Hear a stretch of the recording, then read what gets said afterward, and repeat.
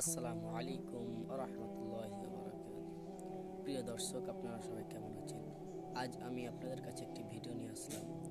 সেই ভিডিওটি হচ্ছে আজরাইল কিভাবে তার নিজের জান নিজেই কবজ করে। তো চলো বন্ধুরা, আমি আপনাদের গল্পটি বলি। একদিন আল্লাহ তাআলা আজরাইলকে বলবে, আজরাইল, পৃথিবীতে যত মানুষ মানব জাতি আছে তুমি তাদের জান কবজ করো।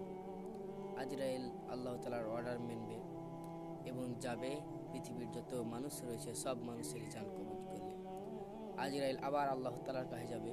আল্লাহ তাআলা বলবে, আজরাইল, পৃথিবীর মানুষ শেষ হয়েছে?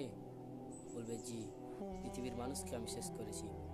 বলে, যাও এবং পশু পাখি এবং জিন জাতিকে জান কবজ করো। আজরাইল যাবে। যাওয়ার পরে জিনকে এবং পশু পাখি যত পৃথিবীতে যত যা থাকবে সবাইকে শেষ করে ফেলবে। তারপরে আজরাইল আবার আল্লাহ তাআলার কাছে যাবে। বলবে, ইয়া আল্লাহ, পৃথিবীর মানুষ, পৃথিবীর জিন জাতি পশু পাখি সবই তো শেষ, বলবে আর কে কে বাকি আছে? তখন আজরাইল বলবে, আল্লাহ, বাকি আছে আর মাত্র চারজন, জিব্রাইল, ইসরাইল, মিকাইল, ইসরাফিল। আমরা এই চারজন বেঁচে আছি। আল্লাহ তাআলা বলবে, যাও তোমার ওই তিন ভাইকেও শেষ করে ফেলো। যাবে এবার জিব্রাইল কাছে, জিব্রাইলের জান কবজ করবে। মিকাইলের কাছে যাবে, মিকাইলের জান কবজ করবে। ইসরাফিলের কাছে যাবে, ইসরাফিলের কাছেও জান কবজ করে নেবে। তারপর আবার আজরাইল আলাইহিস সালাম চলে যাবে আল্লাহ তাআলার কাছে।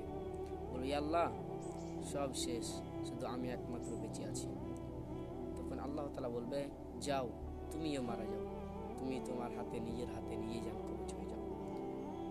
তখন আজরাইল সালাম কাঁদবে এবং বলবে, আল্লাহ রাসূল, আল্লাহ, আমি তো আগে জানতাম নিজের জান নিজে যদি কবজ করতে হতো তাহলে আমি এই এত ভয়ঙ্কর কাজটা নিতাম না। তখন তিনি যাবেন, যে নিজের জান নিজেই কবজ করবেন।